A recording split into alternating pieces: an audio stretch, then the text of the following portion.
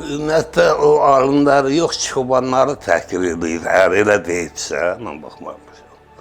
Çünki toplumda, cəmiyyətdə ən saf insanlar çobanlardır.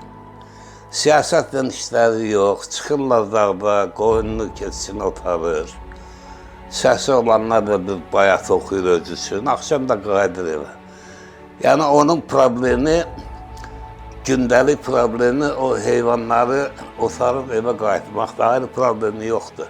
Ona görə heç kimə bağlamaq gəlmir, fırıllaq gəlmir.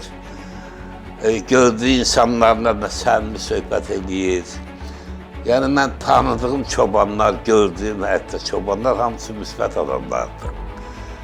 Amma bu özünə çoban deməyi əlbəttə düzgün deyil.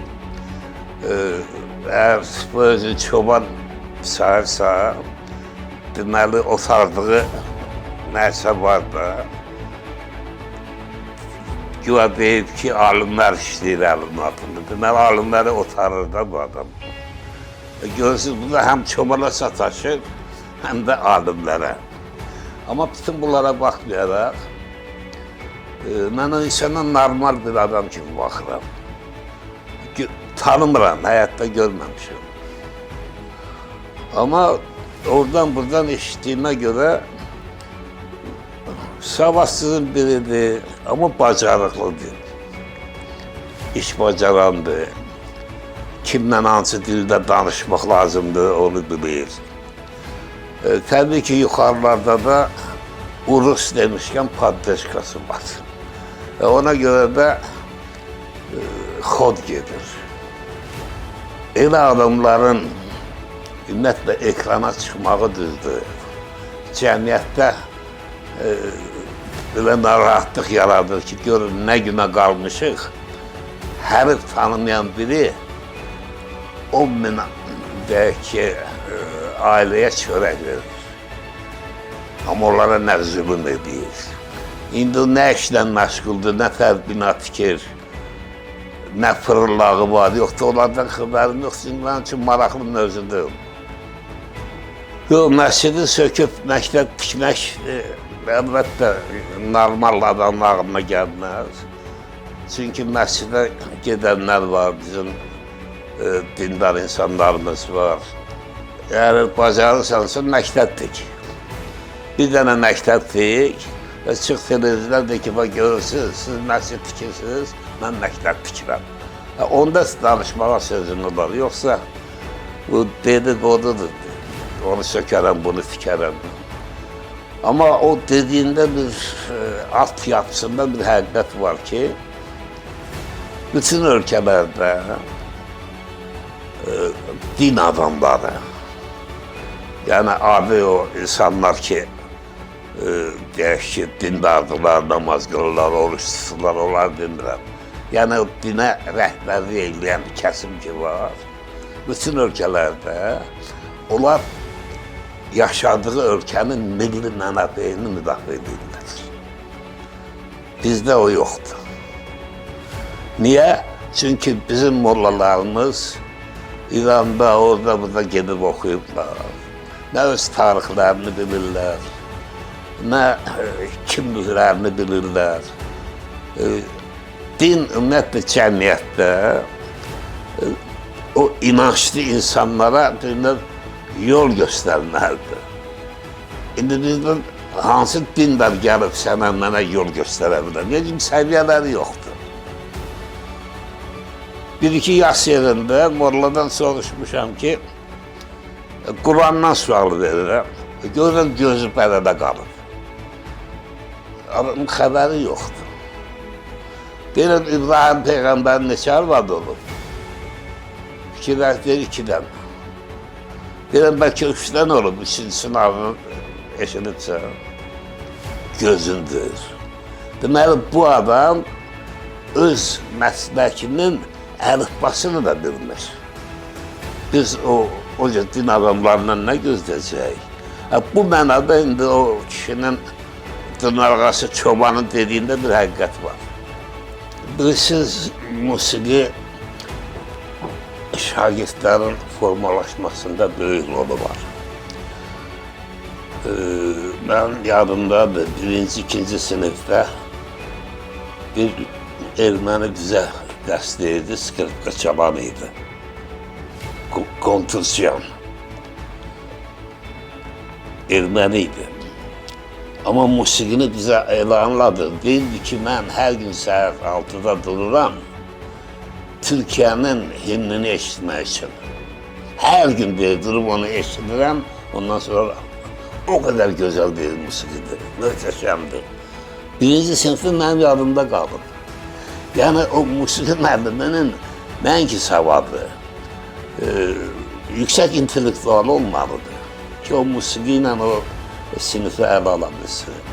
Bu mənada savadlı olmalıdırlar, onun tərs ola bilməz. İkinci mənada, musiqi müəllimləri bayaq dediyim kimi uşaqların ruhu ilə oynayır. Onları elə ruhlandırmalıdır ki, uşaqlarda həvəs olsun. Həmin kontrsiyon, o gene yadıma düşdü. İngilis dilində bizə mahnı öyrədirdi sınıfda. Xorla oxuyurduk. Twinkle, twinkle, little star, how I wonder what you are. Mən şeir yadımda, amma görsən o yadımda qaldı. Musiqi deyirəm, insanın mənəvi zənginliyinə xidmət edir. Ona görə nəinki savadlı olmalıdır, həm də milli insan olmalıdır, intellektual olmalıdır. Çünki uşaqların musiqiyə getməsinin, hər hansı bir alətdə çalmasının gələcəkdə onun bir növ bacarığına imkan yaradır. Bu yaxınlarda bir məktəbdən veriliş verirdilər. Bu tarix dostlarımız yaşayan bölgədən idi. Deməli, lağla o verilişi çəkiblər, tənqid eləmək üçün. Deməli, cavan oğlandır, musiqi müəllimidir. Yox, ingilis dili müəllimidir.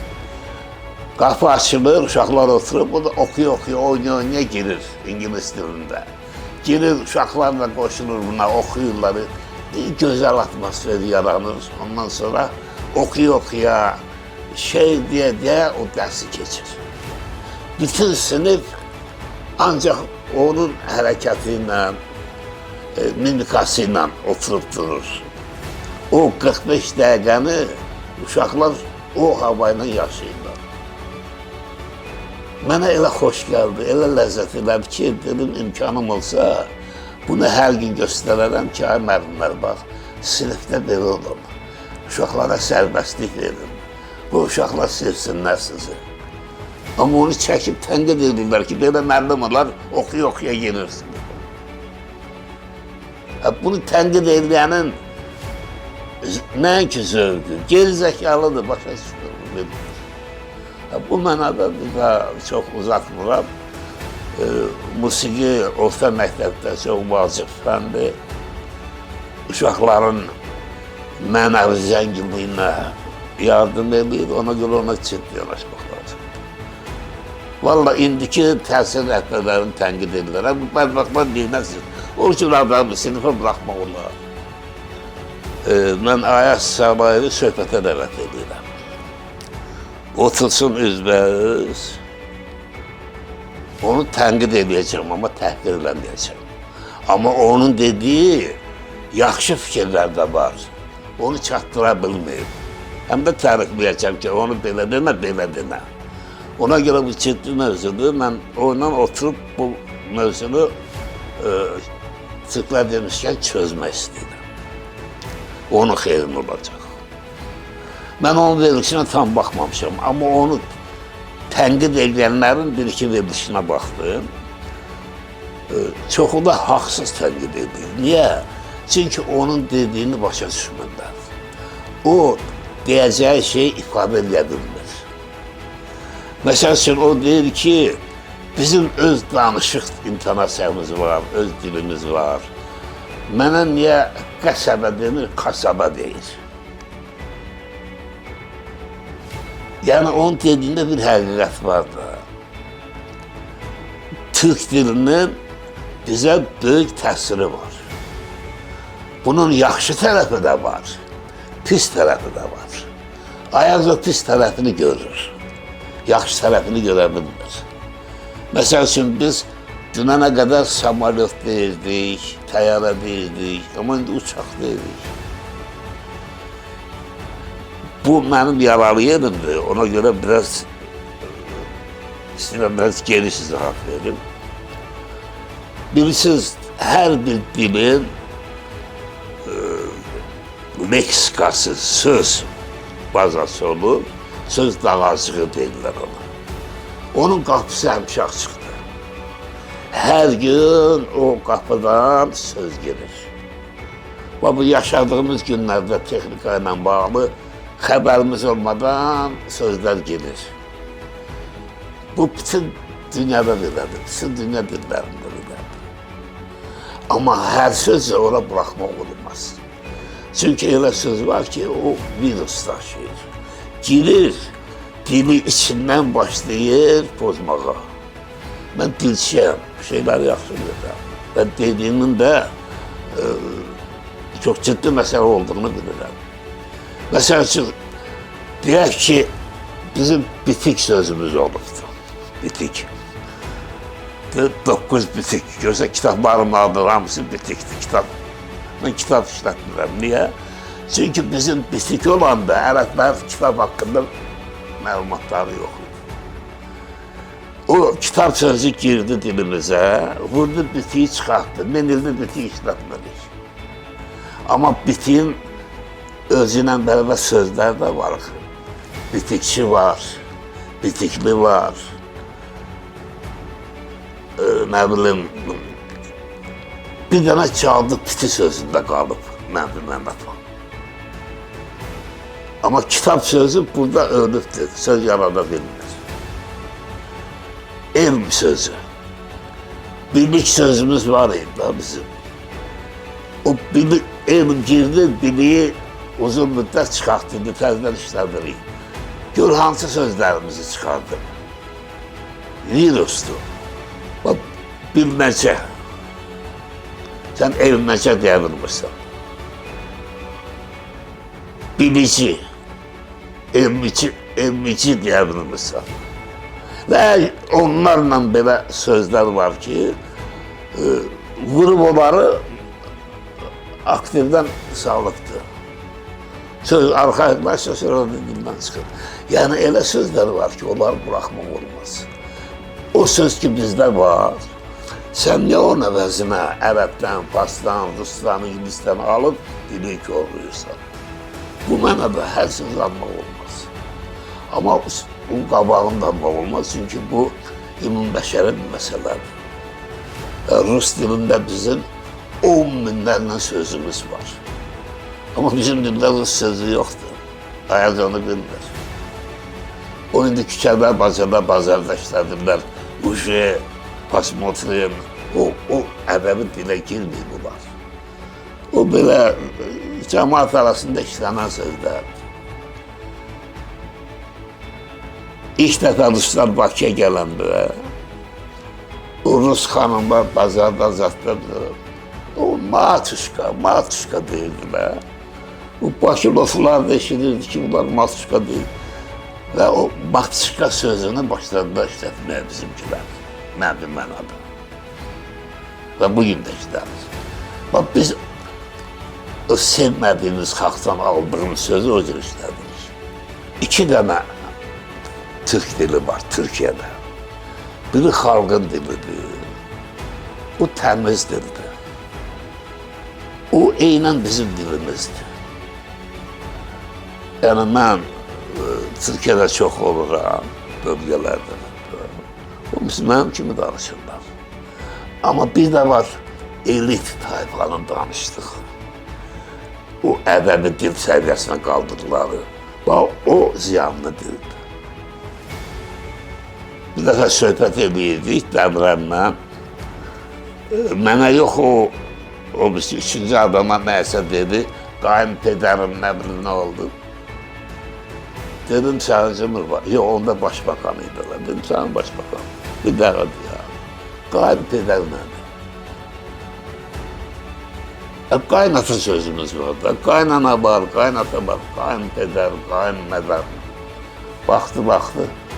Ben dilimiz de öğreşipler. Yani size de deyəndə o cemaat da bakın. Yani Türk dilinde öyle parazit sözler çoktu. O sözler geldi. Sonra sözlerin telakkuzu, yanlış telakkuzu var Türkiye'de. Orada bir ü virüsü var, ü. Bütün sözlerde çalışırlar üyle desinler. Bakü demirler, Bakü. Kuba demirler, Küba. Sümer demirler, Sümer'e, Sümer. Böyle minlerle böyle sözleri var. Bakıp görürüm bizim jurnalistler, aparıcılar, siyahlar da diyor ki kültür bakımının ama sen dilinde kültür var idi. Biz kultura demişik de. Bu sözün kökü de kultur adı ve 100 yılda kultur eşlendirmiş. Hatta o sicillerde geçen asırda jurnal var idi. Kultura jurnalı hazırlayacağım. Yaxşı, kültür değilsem, ben de kulturologiya ne dersin? Külturologiya. Bak, Türkiye'den bu tür parazit sözleri almak olmaz. Ben Ayaz'dan razıyım. Ama Ayaz'ı elbette 2030'da tenkit edeceğim. Çünkü o Azerbaycan diline bələt deyil. O bilmir ki bizim dilimiz dünyada en zengin dillerden biri. En zengin. İkinci bir mənim qabağıma qoya bilməzsiniz, gəl müqayisə edək. O dildir, bu da Azərbaycan Türkçəsidir, sizinki bizdir. Yoxdur belə bir dil. Əsasın bizim bir dənə sözümüzü, deyəcəm Ayaz bəy, indi sən bunu Rusça demə. Məsəl üçün evimizdəkilər, bir dənə söz. İndi Rusça demə. 8 dənə söz koşursan ona. 2000 dənə o ifadanı ala bilərsən. O dildir zengin yoksa bu dildir zengin. Ve 10 tane belə sual qoyarım qabağıma. Niye? Çünkü bu adam o sahanın mütəxəssisidir. Belə havalanıp gelir ve yanlışlıklar edir. Bizim dilde Rus söz çoktur. Mesela için komünistdir, piyanizdir, komitədir, kolxozdur, savxozdur.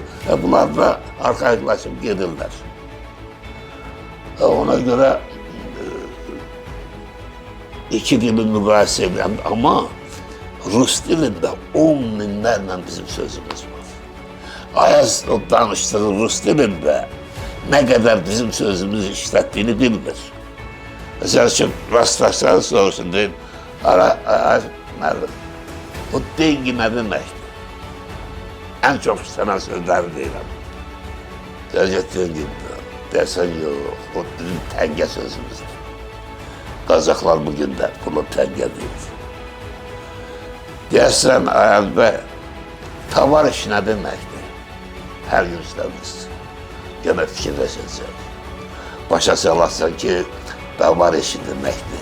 Balovda dost. Bizim sözde alınmaz. Ve minlerle böyle günde işlettiğler söz bizim sözler. Sözde en aksın istenen sözdür. Bunu Ayaz bilmir. Ama Ayaz'ı da çok üstüne gitmeyi lazım değil. Çünkü Ayaz kıymetli, ziyalıdır. Çok intelektüel, aydındır.